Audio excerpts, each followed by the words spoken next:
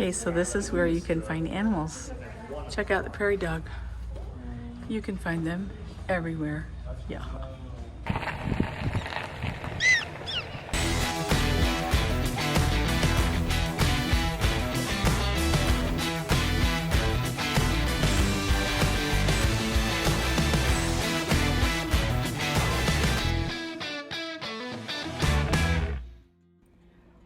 We grew up hearing about the Badlands.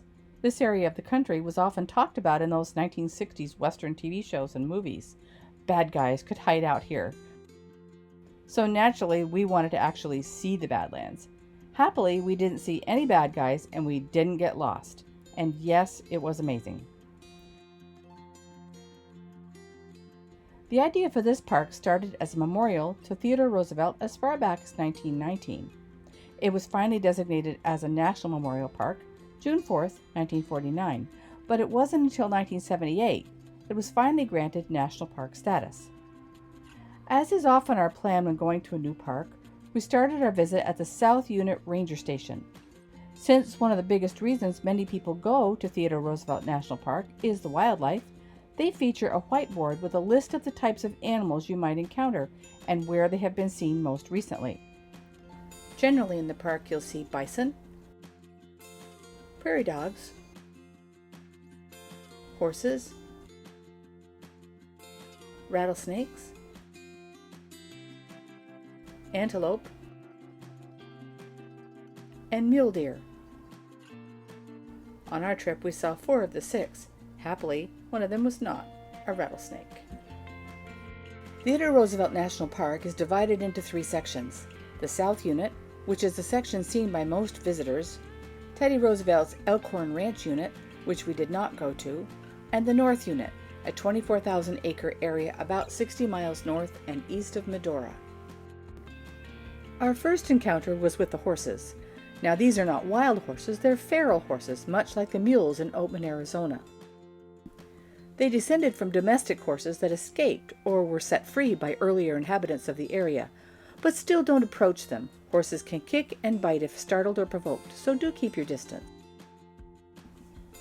Then there's the prairie dogs, and they're my personal favorite just because they're so cute. We know they're rodents and as such can be pests. In fact, it's very important you never approach or try to feed these little guys.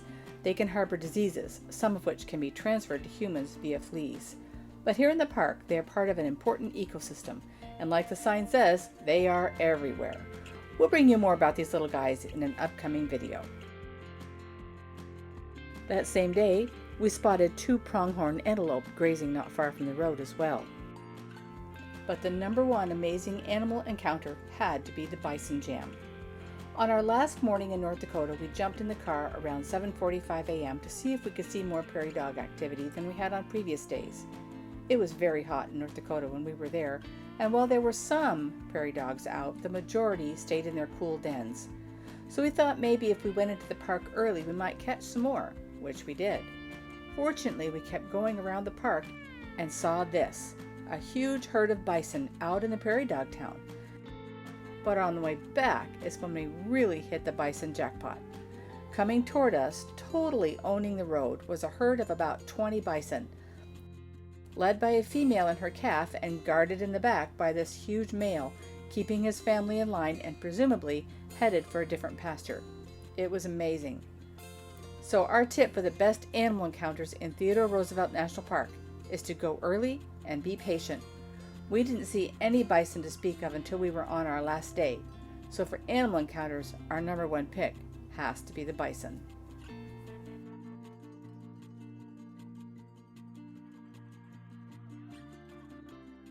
So hiking in Theodore Roosevelt National Park, you've got lots of options.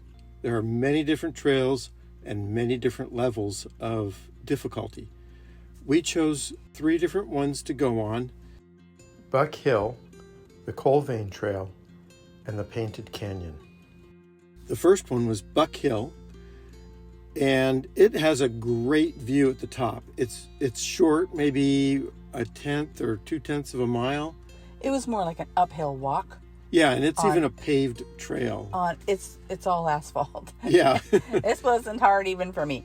I mean, just And wasn't. you can see there's steps towards the end where it gets a little bit steeper, and once you get up to the top, it's not asphalt. It's just the rocks and a little bit of a dirt trail But there. it's a great view. But it's superb view, really 360 degree. Yeah, it's a gorgeous view up there. So Buck Hill, absolutely do it. That would be my It's a recommendation. bit of a drive there, but you get to see beautiful vistas along the way. It's on the main drag though. I mean, It's on the main there's drag. there's a road that drives all through the park, and it's just right on it. It's one of the main things. So it's easy to find. Just follow the signs and you'll find it there. But not to worry, because it's a very simple, very easy trail. Mm-hmm. If you want a walking stick, sure, grab a walking stick. Yeah. But make sure you take your camera too. Right.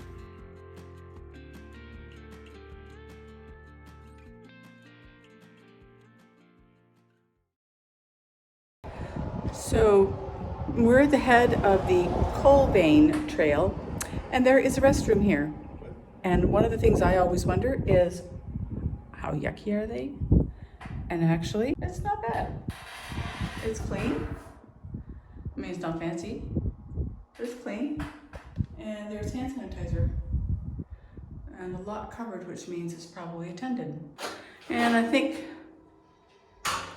this is pretty impressive too. If there's a problem here in the bathroom, just call this number. I'll fix it.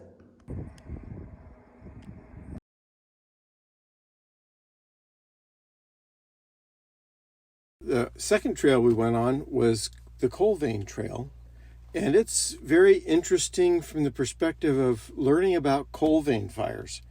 They don't put them out because it's too hard to put them out, I guess. Yeah, well, there's all sorts of, you have to seal off all the oxygen, and there's lots of cracks in the rocks, and so it's hard to know where it's getting oxygen from to seal it off. Exactly. So the trail itself was a nature trail. It had these posts. There's a booklet that you can pick up at the trailhead, and I expect probably also at the ranger station. That's what I would expect. Yeah. It's about, I don't know, 3/4 to a mile long. Yeah, it seems longer because it's twisty and goes uphill, and it has these log insert stairs things that are a little strange. And again, just be aware. Just be go careful. slow on them and you'll be fine. Yep. But there's lots of information about like how coal veins fires start and what happens. Like the coal will all burn out, and then that will collapse. Right. The ground will collapse on top of it. There's a couple of collapses there where you can see there's kind of not a lot of vegetation. It's a little scroungy looking. Yeah. And it gets seasonal pools, water in them because it's collapsed. So. And then in other places, the clay that's above the coal vein has been, because of the fire, it's been heated for so long, it's actually turned into like pottery, essentially. It's true. It's rock-like. It's hard. Yeah. And there's these places where there's these things they call chimneys where the air was coming in and it got hot, and then the rest of the dirt eroded away, and so it's this like piece of rock that sticking sticks up. up. It looks like a chimney, so that's why they call it that. So Yeah.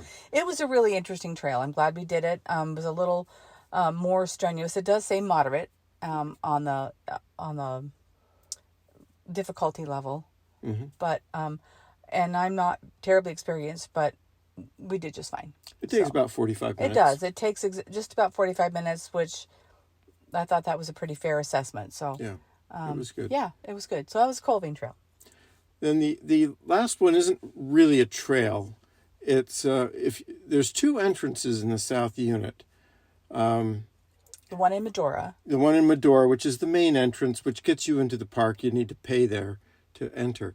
The other one is really just on the edge of the park, and it's actually a rest area as well as you can see the park.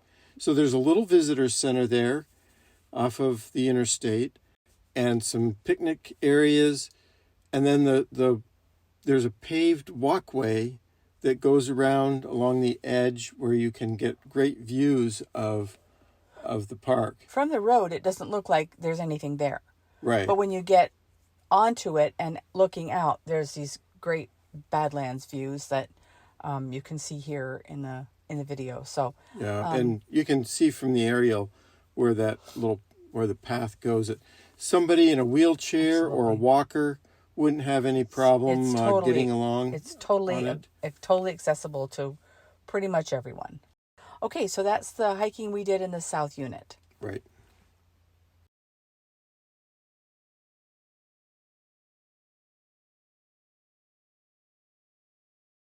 So let's talk about the North Unit of Theodore Roosevelt National Park. It's a 68-mile drive one way from our campground in Medora. So what made us go up? Well, there was a couple things. First of all, we had time to do it. We did. And we also wanted to see Cannonball Concretions. Right. We'll talk about those in a minute. Yeah.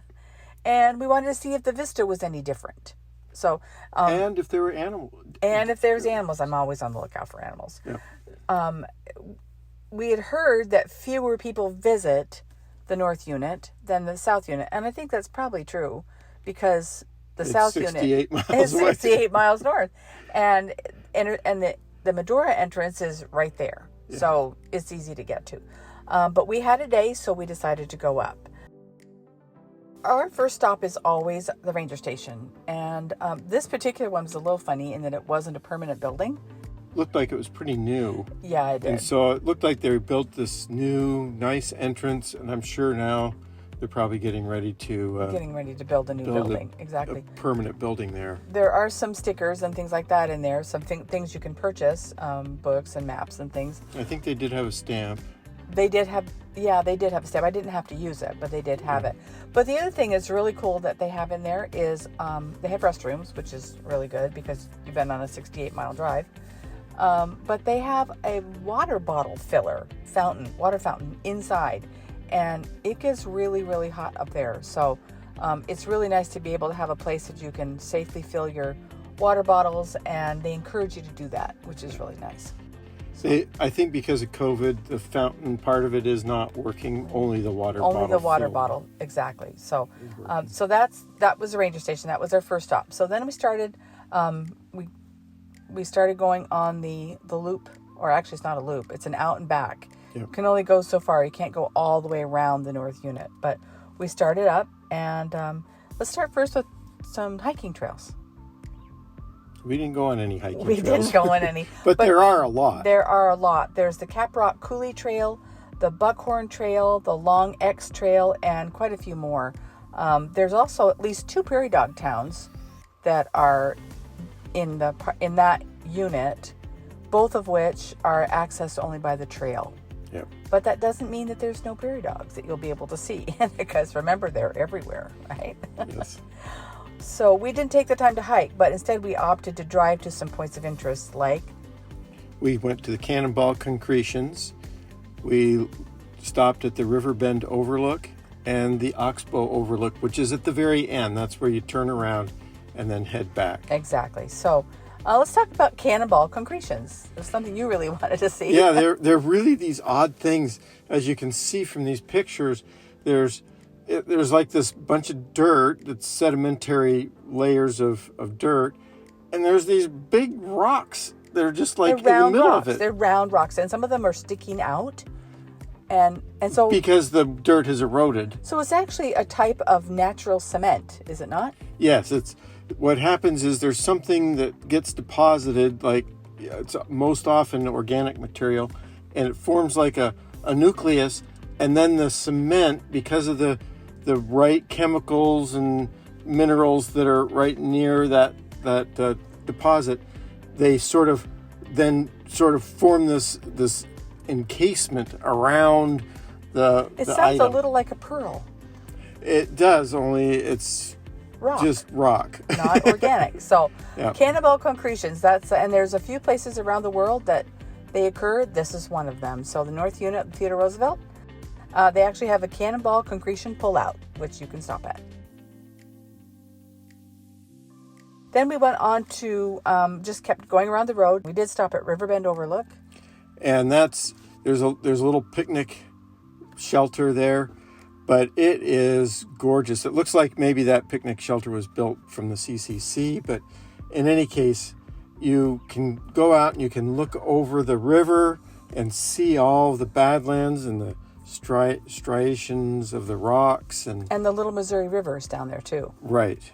So and it's really beautiful. It's really gorgeous. And impressive. So we continued on because we wanted to at least get to as far as we could go in it since we were already up there.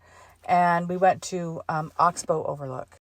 All right, so we are at Oxbow Overlook, which is about as far as you can go up in the North Unit. And take a look at this.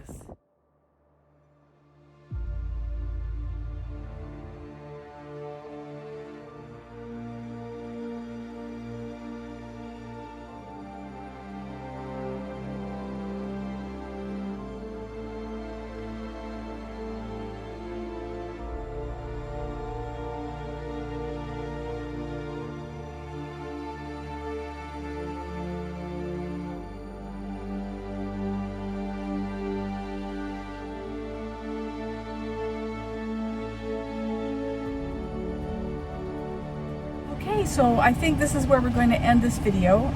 We hope you've enjoyed this look at some of the really spectacular scenery and beautiful areas of Theodore Roosevelt National Park. I think that's going to do it for us. So thanks so much for watching. And if you haven't already, please make sure you hit that subscribe button. Like it and ring the bell so you get notified. You bet. And until next time, Restless friends, you take care. Bye.